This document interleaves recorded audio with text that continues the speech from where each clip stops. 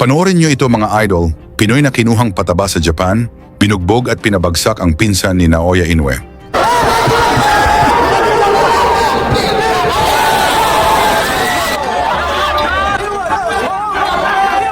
Usapang boxing, palitan ng mga malalakas na kamao. Isa sa mga Pinoy boxer na may kakayahang maging world champion, ngayong taon ang mandirigmang nagmula sa General Santos City, ang baluarte ni Manny Pacquiao. Siya si Joey, the Babyface Canoy. May 25 panalo, 15 rito ay knockout. At kabilang siya sa top 10 contenders ng kanyang dibisyon. Dala rin niya ang 8 sunod-sunod na panalo. Kaya siya kinatatakutan ng mga kalaban sa kanyang timbang. At para makita natin kung gaano kalakas ang Pinoy na ito, panoorin natin ang gabing pinabagsak niya ang Japanese champion na si Kenichi Horikawa, ang pinsan ni Naoya Inoue. Isang veteranong may 41 panalo at 14 na knockout. What a left! Ginanap ang laban sa Edion Arena sa Osaka, Japan. Nasa mismong teritoryo ng kalaban kaya sobrang dehado ang Pinoy sa laban na ito. Bago yan, pa-like at subscribe na lang kasama ang bell. Malaking tulong yan sa aming mga content creator. Sa unang round, maingat ang galaw ng dalawa. Nagpakiramdaman, nag-aralan ng estilo, at naghintayan ng pagkakataong umatake.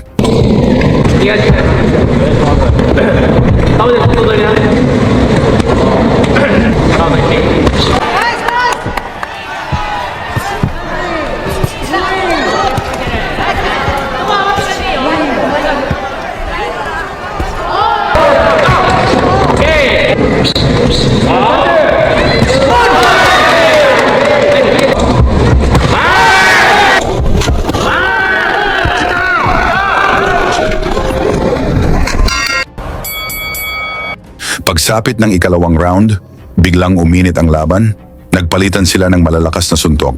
At sa bawat pag-atake ni Horikawa, sumisigaw ang mga Japanese fans para sa kanilang pambato.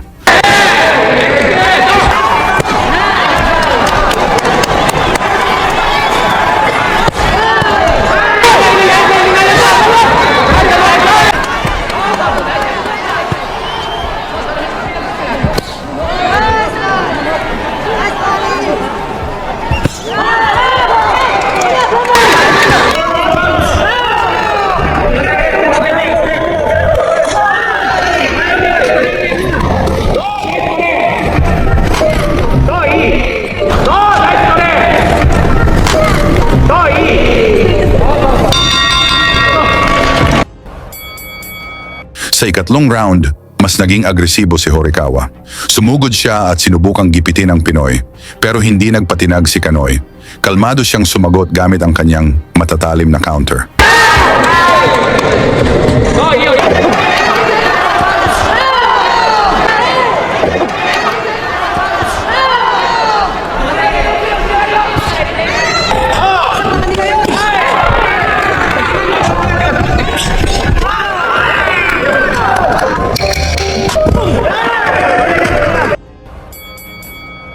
Sa ika-4 na round, mas lumakas ang loob ng Pinoy. Nagpakawala siya ng mabilis na kombinasyon. Hindi siya umatras. Sa halip, hinarap niya ng sabayan ng Japanese champion.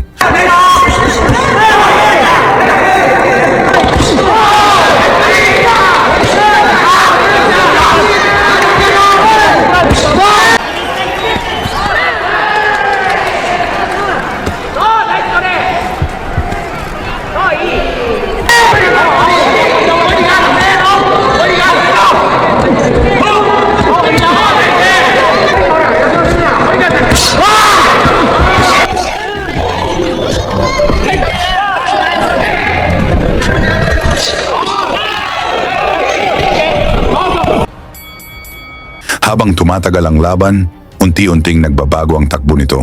Mas nagiging kumpiyansa si Canoy.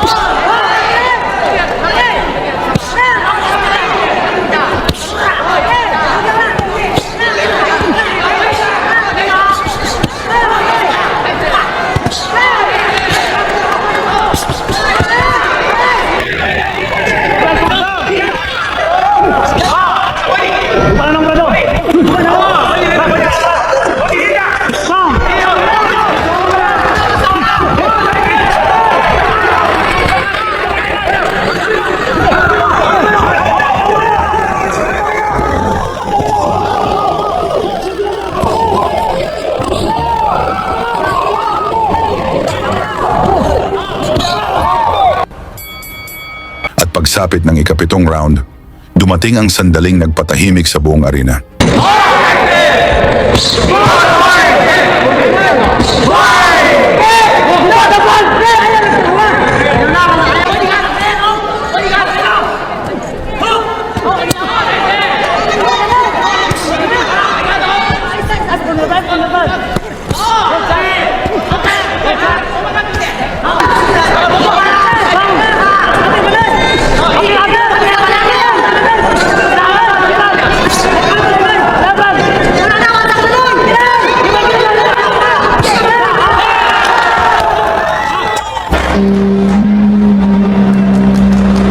At sa huli, mula sa isang mabilis at malinis na combination, sa gitna ng kanilang palitan, biglang nakawala si Kanoy ng isang malinis na uppercut.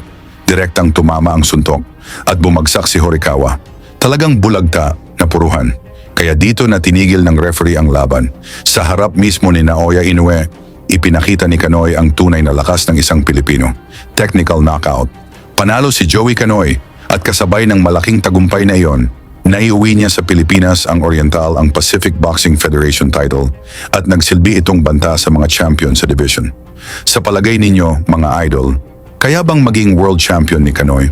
Ilagay ang inyong sagot sa baba, banggitin na rin ang inyong lugar para malaman natin kung hanggang saan umaabot ang suporta ng mga Pilipino para kay Joey Kanoy. Lagi niyong sundan, huwag magpapahuli.